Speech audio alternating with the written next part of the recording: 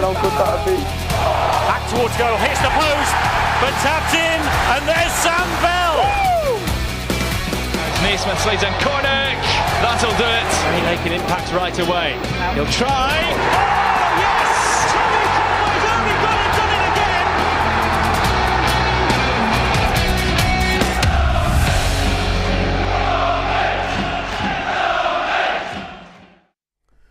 No, we're not. After a 1-1 draw at Huddersfield on Saturday and a quick trip back to Bristol to pick up some clean clothes and put the bins out, it's back on the road to Lancashire tonight for Bristol City for their second away game in 4 days. No doubt Liam Manning will want to build on that draw and bag all 3 points on the road before facing off with Sunderland on Saturday here at Ashton Gate. Rovers have suffered back-to-back defeats against Leeds and Sheffield Wednesday coming into this fixture and are currently 11th in the table and 2 points ahead of City. This midweek contest is bound to be a competitive test for both sides as they search for the elusive 3 points. Hello, good evening and welcome to Robins TV, live from our studio here at Ashton Gate to follow the progress of Liam Manning's Bristol City in the Sky Bet Championship as they head north to Lancashire to take on Blackburn. Joining me in the studio, Naki Wells and Cal Naismith. A very good evening to you boys. We are honoured. You've both been here very recently and now you're here together. How was the mood in the camp, Cal, after the weekend? It was relatively okay. I think there was a bit of frustration there. That we never got more, but listen, the manager's massive on get on with it and let's bounce back. There's nothing we can do now, so it's been done. We analysed the game, we watched parts where we could have went better, and then that's it, it's parked and on to the next game, so it's kind of all focus on tonight.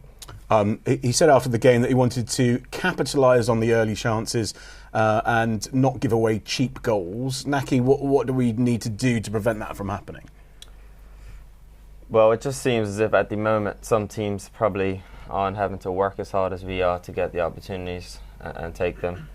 You know, Huddersfield the other day, they, a low lapse in concentration on our behalf, and we was 1-0 down, after dominating and having a bright start to the game. So it's a case of continuing to do what we're doing, continue to be as creative as possible and take the opportunities when they come. We're a solid base team. We don't concede many goals, but if we can continue to limit that and start scoring goals, I think the results will change drastically. And nice for both of your buddies, Tommy, to get on the score sheet. Cal, after the game, you said you were going to give him a call. Did you speak to him? How was he? What sort of mood was he in?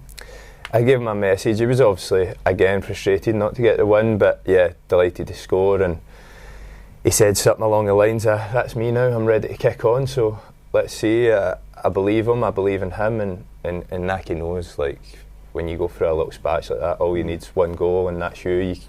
You just feel that everything you touch goes in. So hopefully that's the case for Tommy now and he can push right on. Is goal confidence a real thing, Naki? Does scoring a goal then give you further confidence to spur it on, or is that something that the media have invented? No, it's definitely a real thing. A lot of it is psychological. At times you can, overthink moments and kind of not be present in that moment during the games because you're thinking of the past. But I know what that feeling's like to score after not good. After going a while without scoring and that lift off your shoulder. I wouldn't be surprised if Tommy gets a chance after 5 minutes and sticks it in just because of what relief that could do for you. And we all know the talent that he has. He can score goals. So we're creating chances. So, I expect him to score goals going forward for sure. OK, all right, let's turn our attention to tonight then. And the team news is in from Ewood Park. The man, as ever, with the details is Toby Osborne. Good evening, sir. Good evening, Downsy. Thank you. Yes, 2 changes for Thomason's side tonight. The first comes up front with Niall Ennis in for Leonard. Ennis joined the club having scored 12 goals and assisting 6 in Plymouth's promotion campaign last season. The other sees Icelandic international Arnór Sigurdsson replace James Hill, son of former Bristol City defender Matt Hill, of course.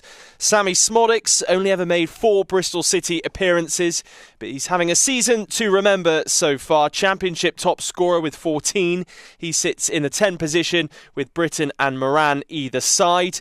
19-year-old Adam Wharton is in a 2-man midfield with his older brother Scott at the heart of defence. On the bench you'll find 23-year-old summer signing Telalavic, who joined from Borussia Mönchengladbach in the summer. Liam Manning just makes one change tonight with Andy Vyman dropping down to the bench. Cam Pring replaces him in a familiar 4-4-3 formation. Conway leads the line and will be looking, of course, as they've spoken about in the studio already, to add to his goal tally. And that goal from the weekend making it hopefully 5 for the campaign.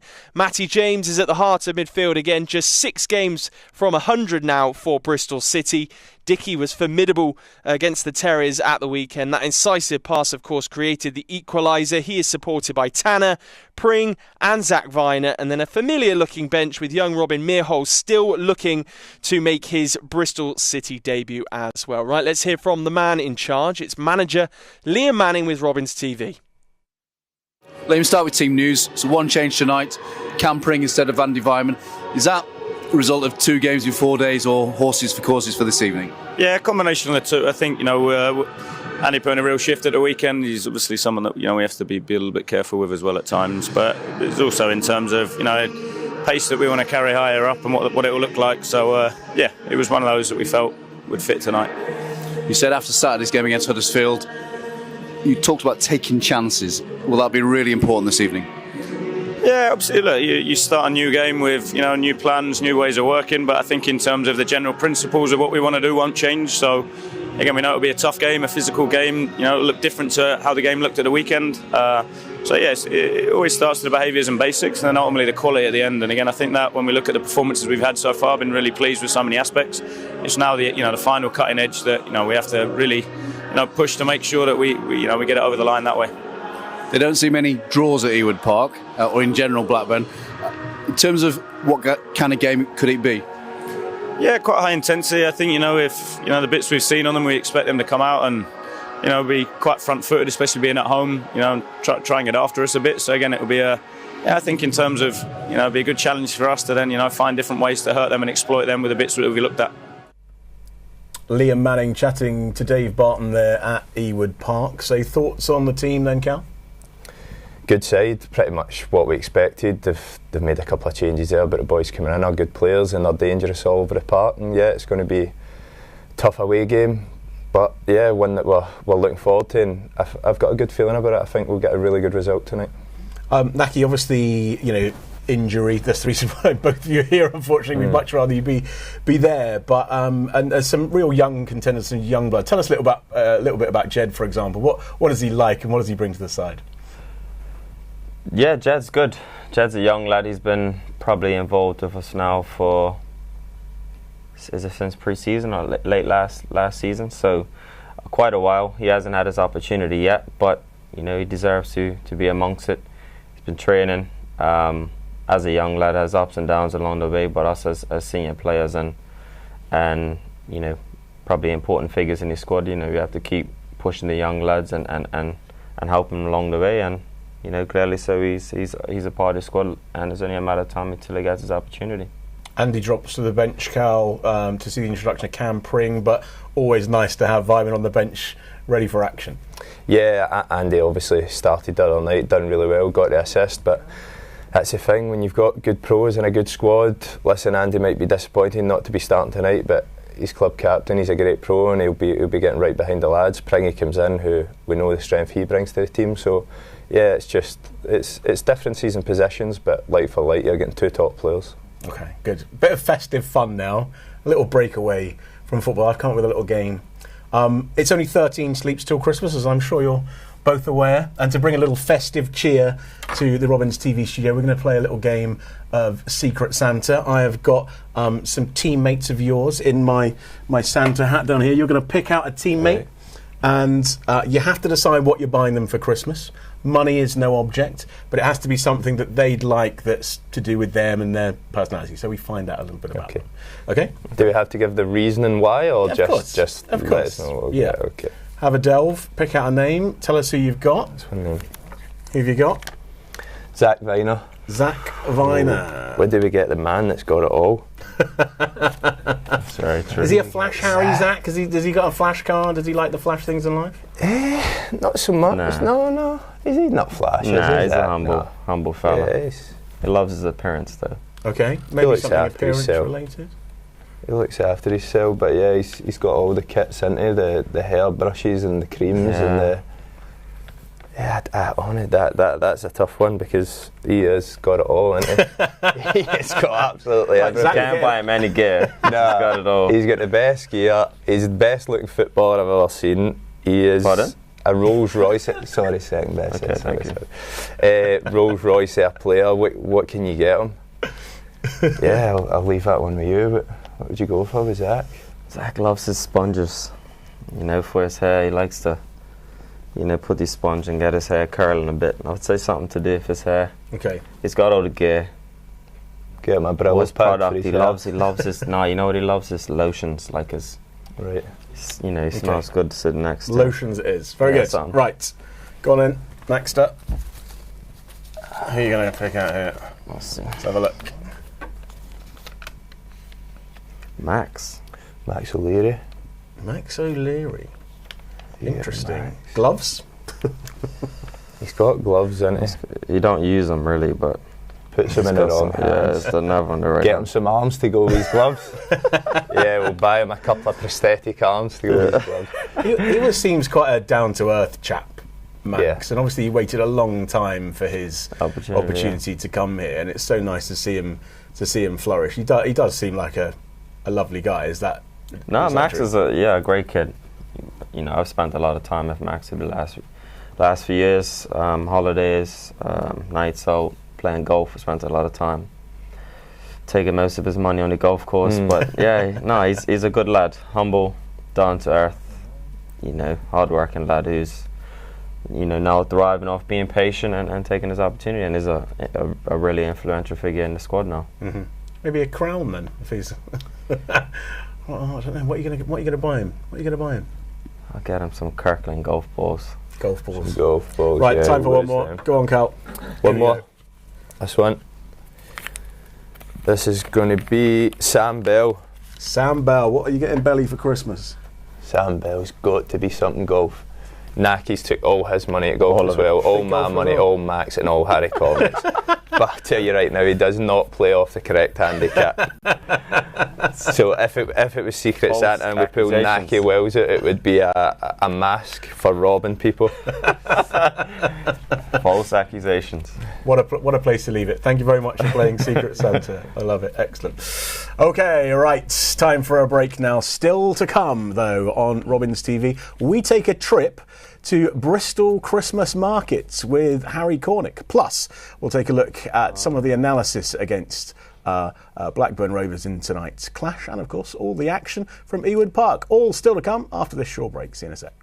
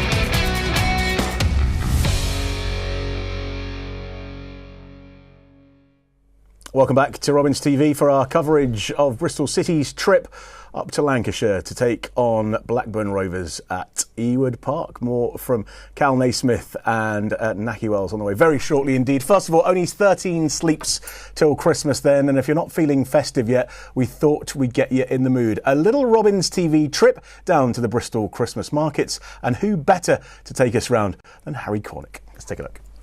Harry, welcome to Broadmead Christmas Market, and is this the sort of place that you'd be quite happy in, you know, a Christmas market? Is Christmas your thing? This is a bit of me, maybe coming down with the missus, bit of shopping, doing a bit of that. It looks nice, it looks really nice. We're closing in on nearly a year now of you being a Bristol City player. How's your 2023 been? Yeah, it's been a really good year. I mean, bits ups and downs, of course, of any football season, but me personally, I've had a great year. Met some great new people, made some new friends at Bristol City, which is great, and I think it's an exciting time for the club, so I'm excited to see what 2024 holds. Yeah, fingers crossed. I mean, we're here at the Jaeger Bar in Broadmead, but you told me that actually this isn't the first time you've been to a Bristol Christmas market because your partner's from Bristol. Yeah, so met her 3 years ago, and she's from Bristol originally, so she moved to Luton when I played for Luton, and then about 6 months after she moved in, I told her we're moving back to Bristol, so she was delighted, and yeah, it all changed, and now she's back home and starting to feel like this is a home for me as well, which is really good. But she's from the north side of Bristol, yes. Right? So there's a little bit of a rivalry going on in the family there. Yeah, so her brother's a Bristol Rovers fan, which is a shame, but I'm trying to convert him into a City fan. A few of her family are City fans, so it's a split family, but I'm going to convert them all hopefully soon. You'll get him in the end. So tell me, like, going back to Christmas, like, tell me a little bit about what Christmas was like for you growing up then down in Poole. You always, like you say, you love Christmas and everything. Was Christmas good in your family growing up? Lovely. I mean, we got a relatively big family, so every Christmas it'd be all the family come around. My mum and dad would host Christmas. My mum would love cooking. She took it upon herself to cook the big roast, and she loved it. But I don't actually love a roast, to be honest. I don't love Christmas dinners, which is a bit of a shocker, but I like the Christmas spirit, everyone coming around and enjoying the Christmas, playing games, doing whatever. But then as soon as football came along, it's sort of not really about that anymore, because you don't really get a Christmas. I think I've had 2 Christmases at home in my 8 or 9 year career, so this year will be morning, back home at Christmas, and then we're training in the evening, so Christmas ends at about 12 for me this year. Yeah, I mean that's the thing, isn't it? I mean, everybody loves Christmas, but for footballers, I mean, it comes and goes like that, doesn't it? Really. I mean, it's a quick one, but I mean, it's part of the job. I mean, I can't argue with it, and it's okay once you get with the lads. We'll have some festive fun, I suppose, at training, and then we'll travel to Watford and hopefully pick up the 3 points that'd be the best present. Yeah, that would be good. So tell me a little bit about like presents at Christmas and when you were growing up. What was your first football related present? Can you remember that? My first football, it probably would have been a Chelsea kit when I was younger. I was a Chelsea fan growing up because my brother was a Chelsea fan, so I basically followed him. I think it would have been the 04 Chelsea kit I remember vividly. It would have been when we just won the league, or going into the year we won the league. That'd have been my first one. My first present I remember that was football related anyway. Would you have got your name on the back as well? Or were you... No, I don't think I had a name on the back. Not until I used to get players' names. I had Drogba for one. I had loads of different names on the back of the shirt. So I never really got my own, really. Yeah. Always got the players I admired at the time. Yeah. Harry Cornick chatting to Robins TV reporter Dan White there at the Bristol Christmas markets, and you can see part 2 of our Yuletide trip with Mr. Cornick on Robins TV on Saturday ahead of the clash with Sunderland. Boys, your first ever Christmas gift? Can you remember your first Christmas gift, Cal? I'll let Naki go that one. I've got such a bad memory. I don't honestly, like, nothing from my childhood. I don't know if that's a good or a bad thing, but yeah, I don't remember much. Any kits, or was it a football? Or I got loads of stuff. I was a spoiled kid, to be fair. Were you? Yeah. I can tell, yeah. Yeah. Mum, our family, pops, everyone done everything they can to support us on Christmas, so I don't have any.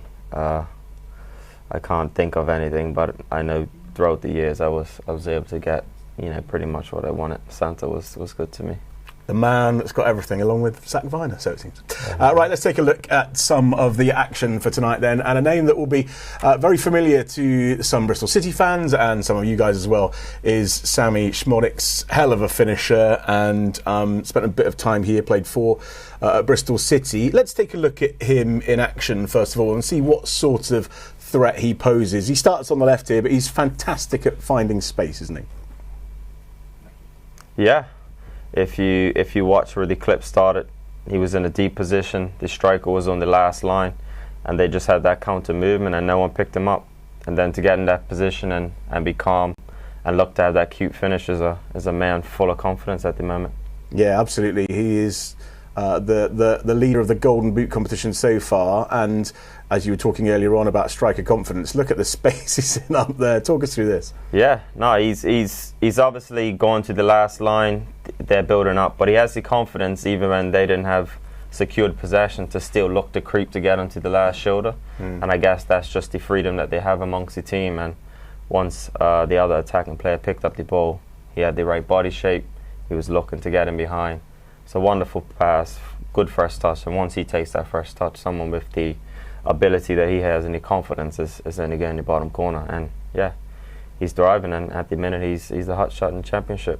One to watch for sure. Let's talk a little bit about defence now, Cal, and take a look at this. What did Blackburn Rovers do wrong here against Leeds, and how can we take advantage?